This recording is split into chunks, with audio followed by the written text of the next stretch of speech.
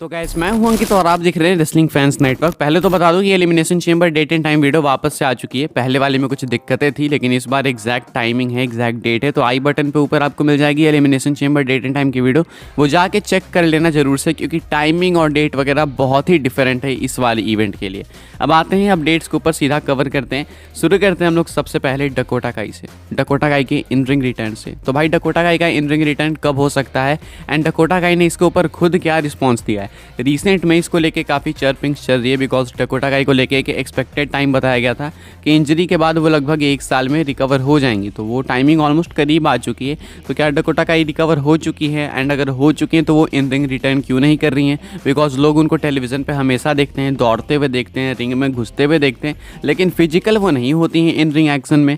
Dakota काई इसके बारे में खुद आंसर करती हैं एंड ट्विच स्ट्रीम पे कंफर्म करती हैं कि भाई देखो मुझे तो अच्छा फील हो रहा है, मतलब मुझे लगता है कि मैं रिकवर कर चुकी हूँ, दैट इज़ वाई ओनली मैं रिंग वगैरह में जा सकती हूँ, मैं कूद सकती हूँ, दौड़ सकती हूँ। लेकिन एक मेडिकल क्लियरेंस होती है, वो मुझे नहीं मिल रहा है, मेडिकल पास मुझे नहीं मिल रहा है कि मैं compete कर सकूं। मुझे इंटरनली फील होता है कि I can do this again, लेकिन मेडिकल क्लियरेंस मिलेगी तभी तो मैं ये चीज़ कर पाऊंगी। तो जो लोग ये चिल्ला रहे हैं काफ़ी टाइम से कि भाई ये रिंग में घुस सकती है, दौड़ सकती है, कूद सकती है, ये compete क्यों नहीं कर सकती है, तो इसका आंसर सिंपल है कि मुझे मेडिकल क्लियरेंस मिल नहीं रही है। जब मुझे मिल जाएगा कि हाँ मैं फिजिकल एक्शन में आ सकती हूँ, then I will for sure will come back in action. वरना मुझे कौन सा शौक लगा है कि भाई मैं इस तरीके से खुद को ढो के चलूँ किसी और के भरोसे। तो बेसिकली ऐसा ही कुछ कहना है डकोटा काई का कि वो खुद वेट में है कि कब उनको मेडिकल क्लियरेंस मिले। उन्हें अच्छा फील होता है, बट मेन है कि भाई मेडिकल पास मिलना भी ज़रूरी है। अब जब ये पास मिल जाएगा तो डकोटा काई अपना इन रिंग रिटर्न कर लेगी। मेरे अकॉर्डिंग है रेसलमेनिया तक मिल ही जाएगा, ऐसा मुझे लगता है। ये सिर्फ मैं गेस कर सकता हूँ, बाकी क्या है क्या नहीं है देखो वो तो डॉक्टर्स जाने, डकोटा काई को पता चलेगा। लेकिन मैं सिर्फ गेस कर सकता हूँ, मे बी अराउंड रेसलमेनिया शायद ये चीज़ें क्लियर हो जाए। ये तो डकोटा काई की बात हो गई। इसके बाद हम लोग एक और इंजरी के बारे में बात करते हैं, जो कि है कोरा जेड को लेके। आजकल डब्ल्यूडब्ल्यूई के अंदर इंजरी फिर से हो रही है। एक टाइम मुझे याद था कि गजब इंजरी का माहौल था जब डब्ल्यूडब्ल्यूई ये पैंडेमिक एरा से बाहर आई थी एंड लाइव शो करना स्टार्ट करी थी, तो हर शो में कोई ना कोई इंजर्ड होता था and mainly women superstar injured होती थी। तो अभी बेचारी कोरा जेड भी एनएक्सटी के एक लाइव इवेंट में इंजर्ड हो चुके हैं, मैंने आपको बताया। अभी इंजरी कितनी खतरनाक है उनके लिए, खतरनाक इन सेंस ऑफ कि कितना उनको बाहर जाना पड़ेगा, मैं आपको बता दूँ। आज के एनएक्सटी के एपिसोड में डब्ल्यूडब्ल्यूई ने इस चीज़ को खुद से कंफर्म करा। डब्ल्यूडब्ल्यूई का कहना था कि जो कोरा जेड है उन्होंने अपनी एसीएल को इंजर्ड कर लिया है, मतलब उनको एसीएल इंजरी हुई है एंड अब जो है कोरा जेड अराउंड एक पूरे साल के लिए बाहर रहेंगी कंपनी से। पॉइंट टू बी नोटेड कि इससे पहले भी कोरा जेड बहुत टाइम तक बाहर रह चुके हैं कंपनी से एंड अभी वो रिसेंट में ही तो वापस आई थी एंड अभी वापस से कहा जा रहा है कि वो लगभग पूरे साल को मिस करेंगी एंड ये डब्ल्यूडब्ल्यूई का खुद से कहना है। तो अब ये काफ़ी प्रॉब्लम वाली चीज़ है कोरा जेड के लिए, बिकॉज बीच में उन्होंने काफ़ी ब्रेक लिया था इंजरी की वजह से ही, छोटा सा उनका रिटर्न हुआ कुछ टाइम के लिए एंड फिर से इंजर्ड हो गई। इस बार तो वो लाइव टीवी पे भी इंजर्ड नहीं हुई, इस बार इंजरी उनको लाइव इवेंट के अंदर हो गई। इसीलिए काफ़ी सारे लोग मना करते हैं कि सुपरस्टार्स को कम से कम लाइव इवेंट में कम्पीट करना चाहिए, बिकॉज अगर आप ऐसा कम्पीट करते रहोगे तो इंजरी होती रहेगी।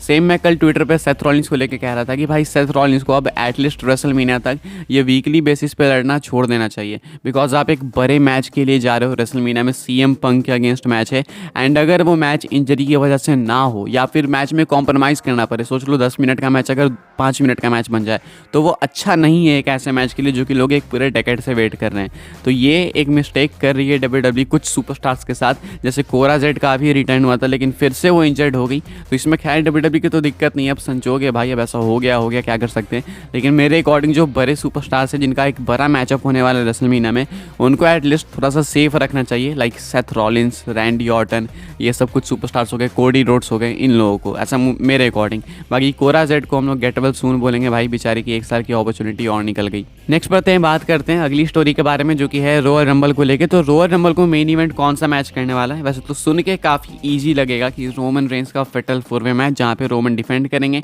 Against LA Knight, Randy Orton and AJ Styles. लेकिन डब्ल्यूडब्ल्यूई ने एक दूसरा ऑप्शन भी कंसीडर करा है एंड ये हर साल ही होता है, डब्ल्यूडब्ल्यूई कंसीडर कर रही है रॉयल रंबल मैच को भी। हो सकता है कि WWE men's royal rumble match को भी मेन इवेंट बना दे, ऐसा कुछ अंदाज़ा लगाया जा रहा है क्योंकि ये डिस्कशंस में थी चीज़।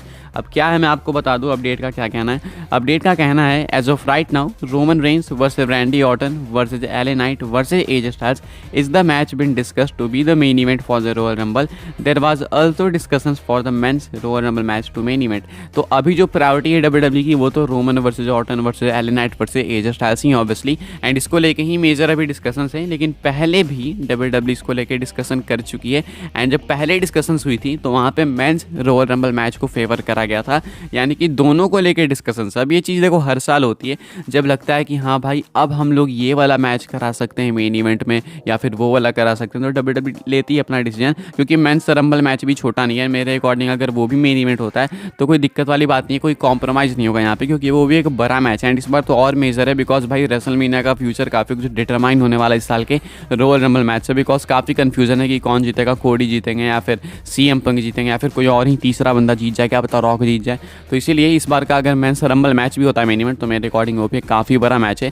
लेकिन अभी के हिसाब से फेटल 4 में अनडिस्प्यूटेड डब्ल्यूडब्ल्यू चैंपियनशिप का मैच ही डब्ल्यूडब्ल्यू मोस्टली फेवर कर रही है मेन इवेंट के लिए। आप कौन सा मैच देखना चाहोगे रॉयल रंबल के मेन इवेंट में, कमेंट करके बताना। क्या ये 30 मेंस रंबल मैच होगा या फिर रोमन रेंस का अनडिस्प्यूटेड टाइटल का फेटल 4 वे मैच, आप लोग कमेंट करके बता सकते हो। आगे बढ़ते हैं गाइस, बात करते हैं अगली स्टोरी के बारे में जो कि है डब्ल्यूडब्ल्यू के काफ़ी इंटरेस्टिंग शो को लेके। क्या डब्ल्यूडब्ल्यू अपना कोई एक शो कर सकती है लास वेगस फेयर में? कहने का क्या मतलब है, शायद आपको पता होगा लास वेगस फेयर के बारे में, इंस्टाग्राम रील्स वगैरह देखे होगे आप तो आपको शायद मालूम होगा। एक बार वायरल हो रहा था एक डोम जो बिल्कुल सर्कुलर डोम था, एंड इसमें खासियत ये है ना कि ये 3D लुक देता है, बिल्कुल 3D 4D कह सकते हैं। अगर आप अंदर स्टेडियम में बैठ के देखोगे तो कैपेसिटीज़ की कम होती है फॉर्स, लेकिन एक काफ़ी अलग एक्सपीरियंस होता है। स्क्रीन्स काफ़ी अंदर से भरे रहते हैं, एंड ये ऑल्सो जो स्फेयर होता है ये बाहर से भाई काफ़ी आर्टिस्टिक दिखता है। इस पर मैंने कई बार देखी कि भाई इमोजी वगैरह बनी रहती है, एंड वो इमोजी स्टॉक करते रहती है एयरप्लेन वगैरह को। तो शायद आपने देखा होगा तो आप समझ रहोगे, नहीं तो आप सर्च कर लेना लास वेगस फेयर, आपको मालूम चल जाएगा। या डब्ल्यूडब्ल्यू यहाँ पे कोई शो वगैरह कर सकती है, अपडेट का कहना है। Heating up talks about WWE hosting an episode of SmackDown at the Las Vegas Fair last year. There were multiple discussions about it. Now it could be a sure possibility. Don't be surprised if WWE hosts a show there.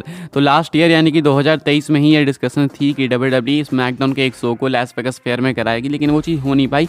लेकिन अभी ये चीज़ एक sure possibility है, तो surprise नहीं होने की जरूरत है कि WWE एक शो यहाँ पे होस्ट करे। तो यानी कि पिछले साल ये चीज़ होने वाली थी, पिछले साल ही इसको लेकर डिस्कशंस थी, लेकिन WWE अब इसको जाके कर सकती है 2024 में। आगे बढ़ते हैं गाइस, बात करते हैं अपनी आखिरी स्टोरी के बारे में जो कि है अनडिस्प्यूटेड चैंपियनशिप के सीन को लेकर, अनडिस्प्यूटेड टाइटल सीन को लेके। एंड रोड टू रेसलमेनिया में अनडिस्प्यूटेड टाइटल एक्चुअली में हैंड्स चेंज कर सकती है, या तो वो रॉक जीत जाएंगे या तो हो सकता है कुछ और ड्रामा हो, क्योंकि मुझे नहीं लगता कि कोडी रोड्स उससे पहले जीतेंगे। देखो कहने का क्या सेंस है, मैं आपको सिंपल बताता हूँ, ज़्यादा डिटेल में नहीं घुसूंगा। कहने का मतलब इतना है कि रेसलमेनिया जाते जाते डब्ल्यूडब्ल्यू की कंडीशन बहुत ही पतली हो जाने वाली है, एंड डब्ल्यूडब्ल्यू को कोई ना कोई टफ डिसीजन लेना ही पड़ेगा, टफ कॉल लेना ही पड़ेगा। ना ही आप अब रॉक वर्सेस रोमन आगे के लिए पोस्टपोन कर सकते हो, ना ही कोडी वर्सेस रोमन को बहुत लंबा खींच सकते हो आगे तक।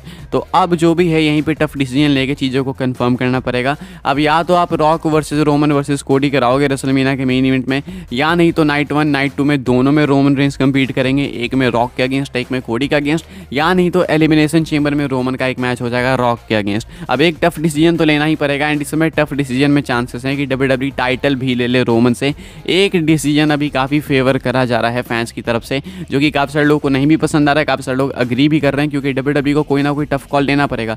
वो ये है कि रॉक को जिता दो रोमन के अगेंस्ट एलिमिनेशन चेंबर में। हालांकि ये मैच होगा नहीं होगा अभी पता नहीं, लेकिन एलिमिनेशन चेंबर में हो रहा है अगर, तो रॉक को जिता दो, रॉक वहाँ पे चैंपियन बन जाएंगे, एंड देन वो डिफेंड कर देंगे रेसलमेनिया में। वहाँ पे रोमन नहीं पिन होंगे बल्कि कोडी पिन कर देंगे रॉक को, जिस वजह से एक सिंगल फ्यूड भी बच जाएगी कोडी रोमन की फ्यूचर के लिए। तो ये सेंस भी बनाती है चीज़ें। एंड यहाँ पे दिक्कत सिर्फ ये है ना, टफ कॉल ये इसलिए है ना क्योंकि रोमन की रेन टूट जाएगी, लेकिन वो आज ना कल टूटने ही वाली है। तो बेटर है कि उसको एक ऐसे जगह पे तोड़ो जहाँ पे कि वो चीज़ बिलीवेबल भी लगे कि रॉक ने हरा दिया रोमन को, एंड रॉक को चैंपियनशिप ढोनी भी नहीं पड़ेगी। जस्ट अगले इवेंट में रेसलमेनिया में कोडी के अगेंस्ट वो हार भी जाएंगे, रोमन रेंस भी मैच में होंगे, लेकिन रोमन पिन नहीं होंगे, एंड इस वजह से रोमन वर्सेस कोडी का एक आगे का फ्यूड भी सिक्योर हो जाएगा, जहाँ पे कि कोडी वापस से रोमन के अगेंस्ट डिफेंड करेंगे टाइटल को। तो ये एक अच्छा सीन बन रहा है, लेकिन यहाँ पे टफ कॉल यही है कि रोमन से रेसलमेनिया से पहले टाइटल लेनी पड़ेगी। कि आप लोग ये चाहते हो, कमेंट करके बताना। वीडियो पसंद आई हो, इन्फॉर्मेशन मिली तो वीडियो को लाइक करें, शेयर करें, सब्सक्राइब करें चैनल को, ताकि आने वाले टाइम में आपको और भी ऐसे WWE की न्यूज़ रूमर अपडेट्स मिलती रहे। फॉलो कर सकते हैं आप लोग मुझे इंस्टाग्राम एंड ट्विटर पर, लिंक आपको मिल जाएगा डिस्क्रिप्शन में। ज्वाइन कर सकते हैं व्हाट्सएप चैनल को, उसके भी लिंक है डिस्क्रिप्शन में। मिलता है अपने नेक्स्ट ऑफर काफ़ी इंटरेस्टिंग वीडियो में।